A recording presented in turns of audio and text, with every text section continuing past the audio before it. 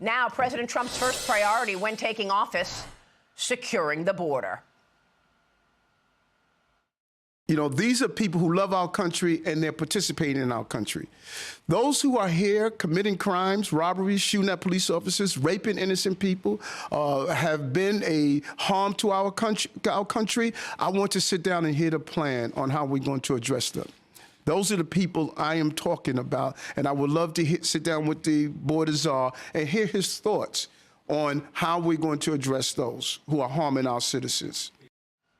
And that's New York City Mayor Eric Adams hoping to meet with incoming Trump administration border czar Tom Homan as he gets ready to deport illegal criminals from America. Joining me now is the man himself, incoming U.S. border czar Tom Homan. Tom, it's great to have you this morning. Thank you so much for being here. First, your reaction to what you're hearing from Mayor Adams, wanting to meet with you now. A bit of a 360 there, isn't it? Yeah, but, you know, I'm pleased. I'll be meeting with him Thursday, and I hope we can partner on making New York City a safer community. President Trump's been clear we're going to prioritize public safety threats and national security threats. So I'm not surprised that Mayor Adams coming to the table, because I think his #1 responsibility is protection of his communities. I'm shocked that other mayors and other governors who want to, put roadblocks up. I can't believe any elected official does not want to remove public safety threats from their communities. But we're going to do it with them or without them. We're going to get this done. Tom, we just saw this report from the New York Post that said that 58,000 illegal criminals are running around in New York right now. And that they've already been convicted of crimes. Tell me about that group. Is that correct? 58,000 people who are gang members, many of whom belong to this gang, Tren de Aragua, who is incredibly dangerous in New York right now, and another hundreds of thousands of them throughout America? Yeah, but the number's low. Like we only know what we have reports on, we have information on. Remember, a lot of these sanctuary cities, when they book a foreign national in their jail, many of these sanctuary cities don't even ask them their nationality in fear that ICE will get their hands on information.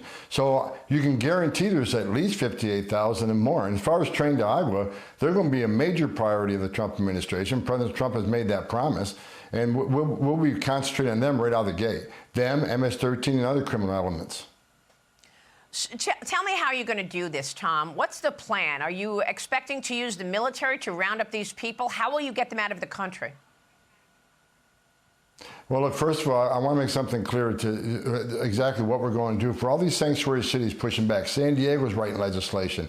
You got Colorado and other states and other cities saying they're going to prevent us doing what I'm doing. I want to send them a clear message.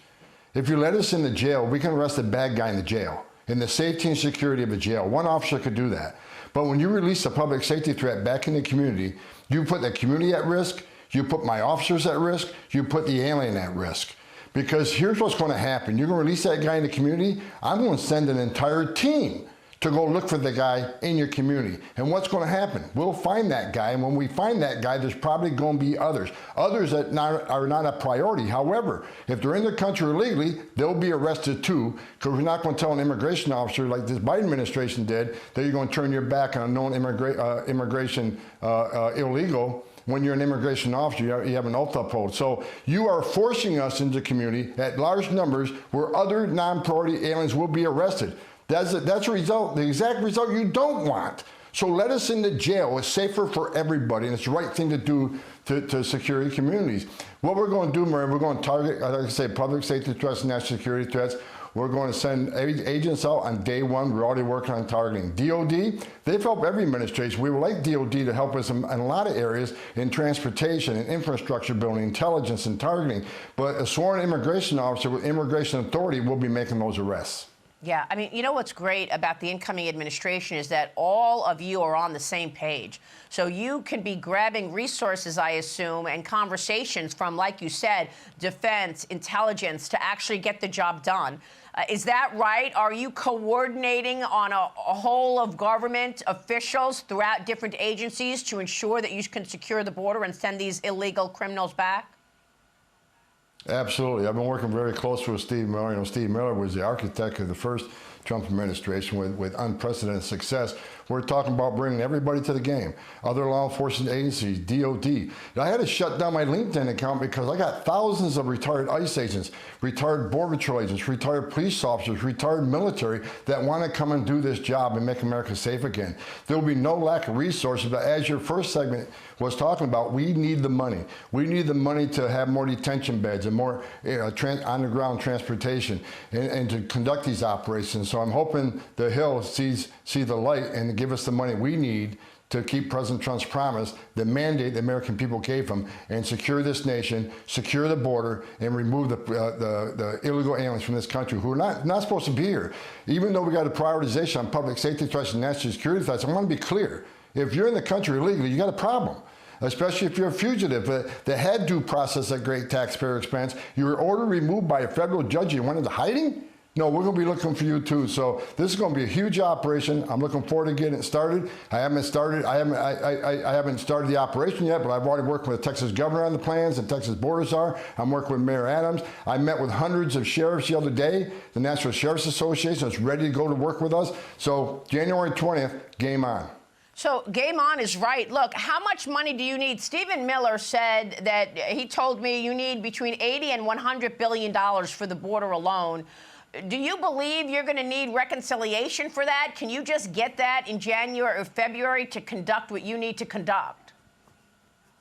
Well, $86 billion a minimum. We're going to need as much money as Congress can get us because, look, right now what they're doing, they spent billions of dollars on releasing illegal aliens in this country, billions of dollars to NGOs to put an alien in a hotel room at $500 a night when we got empty ICE beds, $127 a night. They're getting free hotel rooms, free meals, free medical care.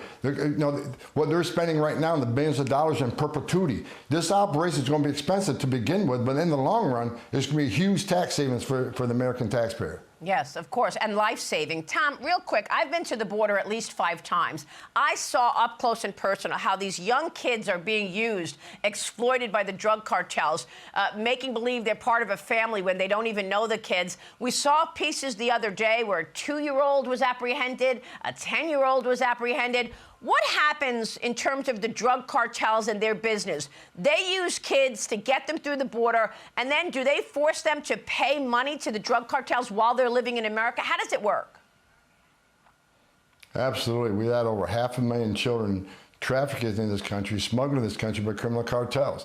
This administration can't even find 340,000 of them that they released to unvetted sponsors. And we're going to try to find these kids and rescue them, but you're exactly right. Many of these kids are in forced labor to pay off their smuggling fees, which they'll never pay off, and many are in forced sex slavery. So President Trump is committed to finding these children. We got to do it and save these children and get them back to their families. We'll let the immigration consequences follow that, but we got to save many of these children who are living a day of hell every day because this administration let them come into the country at a 500,000 number and they release them to unvetted sponsors, which we're going to find out. Many of them are predators. Many of them are traffickers and forced labor syndicates. So this is another rail of priority President Trump has promised the American people. Unbelievable. Tom, thank you so much for your work. We will be watching your work closely. We appreciate your time this morning, sir.